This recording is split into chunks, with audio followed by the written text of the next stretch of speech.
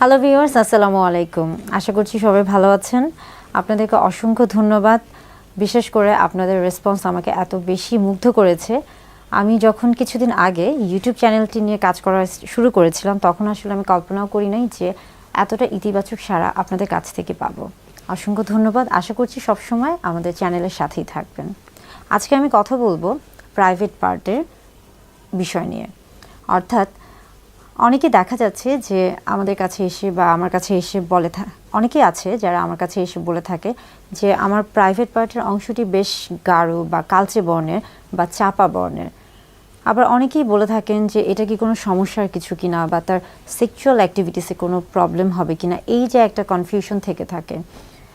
আসলে হচ্ছে প্রাইভেট পার্টের যে অংশটি রয়েছে, বিশেষ করে আমাদের শরীরের ত্বকের গোপনাঙ্গ এবং বিশেষ করে যে অংশগুলো ঢাকা থাকে তাদের এবং যে অংশগুলো কিছুটা ভাঁজযুক্ত, বিশেষ করে আমরা বলে থাকি যে বগল বা কুচকি বা রানীর চিপা এবং যৌনাঙ্গের যে অংশগুলো রয়েছে, এই অংশগুলোর যে ত্বক রয়েছে সেগুলো আসলে শরীরের অন্যান্য ত্বকের তুলনায় স্বাভাবিকভাবে কিছুটা চাপা বর্ণের হয়ে থাকে বা কিছুটা গাঢ় বর্ণের হয়ে থাকে।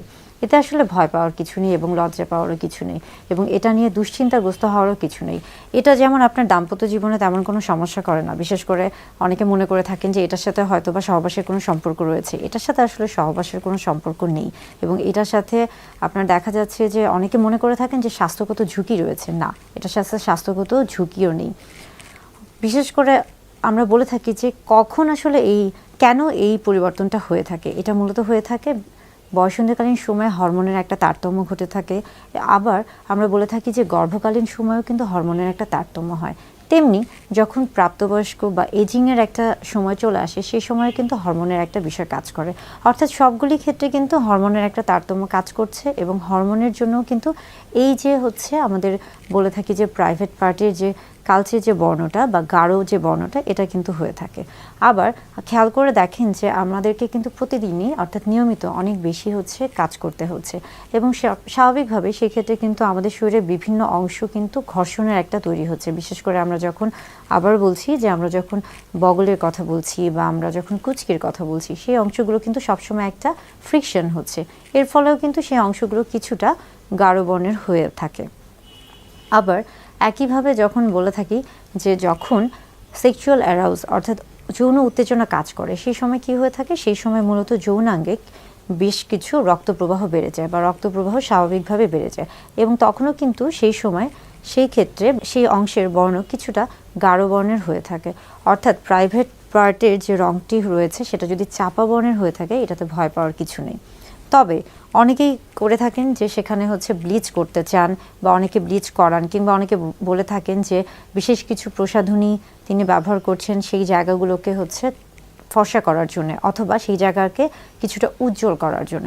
আসলে এগুলো কোনো কিছুই খুব একটা দরকার হয়ে থাকে না।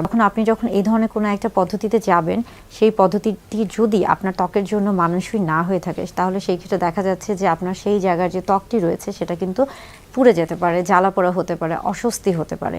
সেই ক্ষেত্রে কিন্তু হিতের বিপরীত হতে পারে। হ্যাঁ, অনেকেই এসে বলে যে আমরা যখন বিভিন্ন ধরনের সোশ্যাল মিডিয়াতে দেখছি বা আমরা যখন বিশেষ করে নায়ক নায়িকাদেরকে দেখছি বা বিভিন্ন ম্যাগাজিন ফলো করছি বা পর্নোগ্রাফি দেখছি, তখন সেই ক্ষেত্রে কিন্তু তাদের শরীরের পুরো অংশটি বা তাদের শরীরের ত্বকের সবগুলো অংশই দেখা যাচ্ছে একই বর্ণের দেখায়। এটা কেন?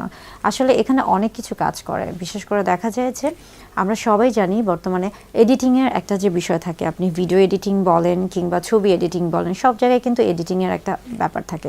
এছাড়া পাশাপাশি কিন্তু মেকআপ বা বিভিন্ন রকমের প্রসাধনীর একটা প্রচলন রয়েছে। এবং তাছাড়াও যদি বলে থাকি যে হ্যাঁ, অনেকে থাকে অনেক বেশি স্বাস্থ্য সচেতন বা অনেক বেশি সৌন্দর্য সচেতন, বিশেষ করে যারা সেলিব্রিটি রয়েছে কিংবা যারা পর্নোগ্রাফিতে কাজ করে থাকে।